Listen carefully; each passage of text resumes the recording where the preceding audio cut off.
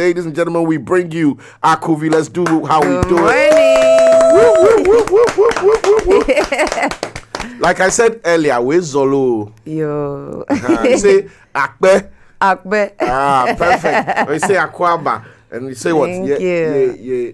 Yenya. That one don't concern me. Like, what do they want me to talk? I don't know that one. That one don't concern me. The one concern me I talk. Let's all just hold our own. Okay, praise the Lord. There's no Obake here. There's no Obake here. Today's Obakeless. Charlie, Akuvi, welcome to Culture Daily. It's a pleasure seeing you on our big chair to have a conversation. I was reading up on you, I'll be honest. I'm not going to do like I have deep insight. I was quickly catching up. And you have had an amazing journey. Thank you. It's an amazing journey, a journey many will envy and be impressed by and pray for. Where did it begin with you and music? That's very sweet of you. I think sometimes when you're a creative and an ambitious person, in general, it's hard to like remember because you're always thinking about the next move. So I appreciate the acknowledgement because I have worked really hard and there's a lot of beautiful things that have happened. And I just think in general, sometimes we need to take a moment to just be like, wow, we're actually now living a dream we once had. Where it began for me is in the house. Honestly, I come from a music family. Shout out to Kofi Kumoji. He's an artist, a singer. And my sister too, Annalisa Kumoji, is also an artist. So there's always been music in the house. And of course, we were singing in church and all of that. But for many years, I was so scared to admit that I actually wanted to be an artist. Because right now, I've become more, mature, a bit more confident, and I know what I'm doing on stage. But back then, I was very insecure. And I think because of my deep voice as well, when I was hearing those wild, soulful singers going high pitch, I was like, no, I could never do that. But I felt like maybe there's something there. But it took time for me to find out that like, oh, this is a sound. This laid back, raspy, deep tone is also welcomed. And that's what you find in artists like Sade and even Rihanna. Yeah. So, yeah. Right, all of them. Yeah, you know what I mean? So I think around 2019, that's when I really started pushing. And I was in South Africa at the time. So that's where it kind of began. And then from there, it's just been a lot of different projects. I don't know which one to even mention right now. I caught some reality TV competitions in there. You mean the recent one? Battle of the Stars? Before that. The Eurovision? Yes. Okay. I caught that, 2020. Yeah. Yes, so it's 2020 and 2023. Okay, so that's the world's biggest music contest. And then Norway, I'm half Norwegian, half Ghanaian. So we did the pre-finals in Norway. Yeah. From music being in the house, being shy, not sure, my voice, blah, blah, blah, to the biggest music reality show, finals, blah, blah, blah. Please tell me about that because it's huge. Here we take pride in music reality platforms, and a lot of our A-list stars were nurtured from that space. Yeah. So for you doing it on a global stage, amplifying to that extent from a girl who was not sure, that's a big transition. How was that competition like? How was it like, and what did it do for your career? The pressure was a lot, but it also felt very rewarding because what a lot of people don't know is that Eurovision is actually a songwriting contest. So for me, it began with going to the studio and making something. And I never thought that they would actually consider that song. I wrote it the first one was then in 2019, like I said. And we just sent it just for the sake of it because they had actually reached out to me as an artist and asked me to perform. And they sent me other people's songs. And I said, no, I want to do my own. I want to do Afrobeats. And they actually welcomed it. So the first entry I did is a mix of English and Norwegian. And I think they like that. And I think in general, when you get an opportunity to be on a platform like that, the best thing you can do is to be true to yourself and your genre, even if it means that you're different or that maybe people won't understand you fully from the beginning. But I feel like as an artist, it's also your responsibility to introduce people to something new. Yeah. So I think in Norway, I'm one of the very few Afrobeat artists and maybe one of the only female Afrobeat artists. So it felt like a huge responsibility, and also performing live on TV with the countdown in the air, knowing that it's millions of people. It's about to go live. Yeah. Hey! You can't redo it. It was a lot. But I feel like I prepared well by doing a lot of smaller gigs before that.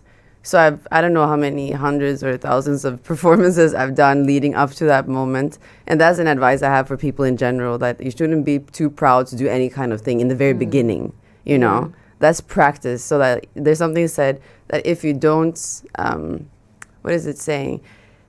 If you stay ready, you don't have to get ready, right? True. So that's why I'm trying to live by and just work hard, because you never know what opportunities might come. Yeah. You know, the best luck is the one you create, right? Yeah. So I'm listening to you. I'm hearing the fact that at every stage you've noticed that you're different, you're special, and that people get scared of that. Bruh. I've experienced that. Being scared of being different and having an ability not everyone is used to. Now, at every point in time where you realize, okay, maybe I'm different, but I'm unique. How have you overcome that? I know people are not used to this, but I'm still going to give them what I have, because being Norwegian and Ghanaian alone before making Afrobeats in a Norwegian language as well. All of this is very new. I don't think I'd heard it before I met you. So how do you overcome still giving people what they don't know they want? It's a very good question. I think what I've mastered is the act of doing it scared. Because people will say I need to have the motivation. I need to get into it, blah, blah, blah. Be prepared. I need to write 15, so I need to be ready. People use language that I think is just, you're disguising procrastination. You know what I mean? Or insecurity. So I think I've led with vulnerability all the way. I've admitted I'm scared. I've admitted this is the first time I'm doing something. And I think people actually like to be a part of a process as opposed to this is the product. Here we are, I'm that girl. Like, you know what I mean? I think that's actually helped me, that I will be honest and say, this is scary, guys, but let's do this. And also accepting that it's going to be difficult and you don't know what's going to happen. With these kind of industries, you have to put yourself out there and you literally never know who's watching your content and who's actually interested in working with you in your life. Yes, and you will be focusing too much on the metrics. And I'm not going to say that I don't do that anymore. I still think it's really cool when something goes viral, or I might be a bit sad if a post that I thought was going to gain traction doesn't. But to work on just not thinking too much about that, because you don't know. You know, so now sometimes when I meet bigger artists in Ghana and they're now referring to things I did in Norway, I'll be like, but I didn't know that you even saw. You know what I mean? And so imagine if you didn't do it. Exactly.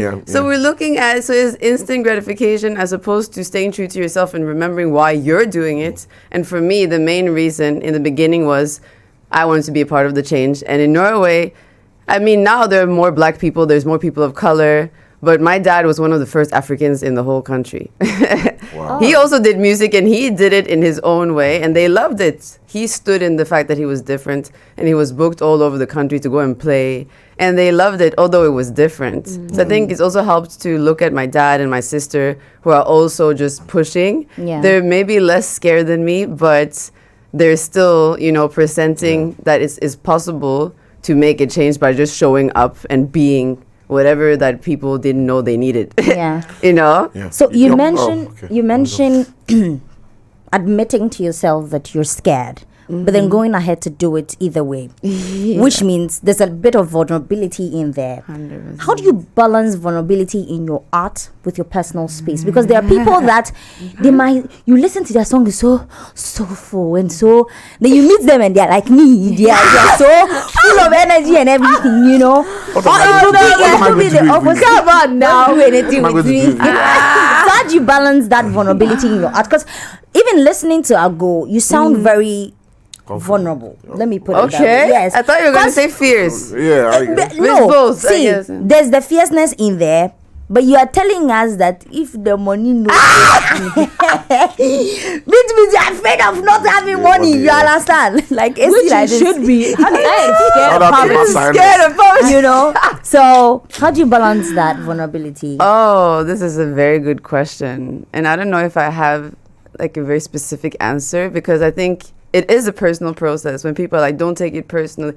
Art is very personal. Like, I'm trying to distinguish it, but I think because my form of Afrobeat is the more alte, emotional, blue, I don't know, like Jackie, Thames, Omale, that kind of vibe. Honest. Yes, and it has that depth. Like, I'm not just singing about parties. No, I mean, I have some more upbeat songs, but that's how I started from the beginning. My very first song is a conversation with me and God, where I'm asking, should I do music? The song is called Obligations, where I'm just asking, am I meant to do this? So I think that's how I started. So I don't actually know another way than to. I say that my music is my diary pages on display. Bam. And then I think it's been good for me because I used to be a people pleaser. So I'm glad you said used to be. I mean, I'm still in recovery. This is an ongoing process. People please that. They will It's show you hard though. shege that you learn how to unplease This yourself. schoolboy, you really work though. I think this Pesco and Presec hate are my life. Those two. God will Akuvi. judge you people. Yes. So Akuvi, if you yes. write music, or that's another idea is that you can use that as an outlet to be honest. Yes. So I think I would admit things in there that I would never say in person. So in person I'd be like, oh, I'm cool. And then in the music, if you know be money, it be no far. So I mean, so I started, the honesty starts there. And then maybe I've now been better at applying it in real life as well. You mentioned Norwegian, Ghanaian, you were in South Africa, you've been around. Yes. Life away from music. A lot of your mindsets and influences speak of the world. Where has Akuvi been? What has your journey been? Oh. So I have a master's degree in peace building and international relations. You have to be here for money. Peace building. For peace building. We need you. You saw I was under attack this morning. No, was that attack? It wasn't an attack. I mean, They're they were fighting him expressing now. themselves. Exactly. We were Charlie, expressing. Akuvi, blink twice. Oh, no, I think I've always been interested in the world. And I think that's what happens when you grow up mixed raced. Because like you said earlier, being other, not really belonging anywhere, but also kind of belonging everywhere. Yes. I can go to Latin America and they will think I'm one of them. I can go to Ethiopia, Eritrea, and they'll probably assume I'm one of them. In South Africa, they have different races and all that. In Ghana, they're very clear very early. They see me as a white. Yes. Oh, Bruni. And in Norway, they see me as You black. laughed like, ha, you don't know. I think it's funny because this is the only place in the world where I'm not considered black. So that's funny to me because in Norway, Irony, right? yes, Oh, really? In Norway, you're considered black? yes, they would say that I'm maybe a lighter shade, but they see me as, they would never embrace me as a white. So that's what I'm saying. Like, so I think when you grow up always being a part of different cultures, so there's the African diaspora is in Norway. So I've been a part of African cultures and also Norwegian culture. And I've traveled and I've studied. So I think in general, I've always been very curious about human beings and culture, music, even politics, which, I ended up choosing music instead of that. But it all goes back to curiosity. Music makes bigger change than politics. That's a bold statement, but I because- actually believe you. Because we don't question the music. That's true. There is no character just feel for it. We just feel it and we do it, and before you know, we're all doing it. Yeah, you know that statement. I find that statement very true because we know that Israel and Palestine, right? They're not very friendly with each other. But there's one person they both love, Mariah Carey. Put on a Mariah Carey song, they'll forget themselves. Then they'll start dancing. Whenever we talk about music and politics, I always reference Bob Marley. And when I saw the biopic and I saw that he was able to bring two political leaders together on a concert stage, I was like, you know what? Music is so Give strong. me the music. I love Bob Marley for that as well, but I raise you Michael Jackson. Michael That Jackson man. went to the favelas of Brazil. Imagine. One of the worst gang areas where they don't really care about us. Yeah, when he was really there. care about Yes. The kingpin of the area heard Michael Jackson was going to film there and sent an order out that for the period he's there, no crime. No crime, yes. And nobody touch his crew. Yes. So that video you shot was shot in a place that the police could not go. Imagine. But Michael Jackson That was such Yeah, a that's very powerful, powerful. That's very, music. very powerful. Yeah. Very powerful indeed. Akuvi, it's been a great catch up. We'll definitely have to find a way to wind you back up here. I want to see performance. The But talking just split it before for she me. goes, Diamonds. Yes. Diamond, November. Okay, so Diamonds is already out. Okay. And it just currently went viral. So people are requesting for me to Okay, perform viral it. That's queen. why I want to perform that today. Okay. But I have a collab with Stoneboy coming out. Oh. And so I'll come back for that. We should make a plan. We are I'm a right- we are right diamond. here. What's the title? Relax. right Relax. Diamond. Oh, Can't mommy. you see I'm white? She's Diamond. a diamond. She's Black. shining. I'm shining like a diamond. We need to find a solution for I'm Yara. reflecting like a I was diamond. just The about girl to is remind you. authentic. Charlie, When I said shining, then I remembered.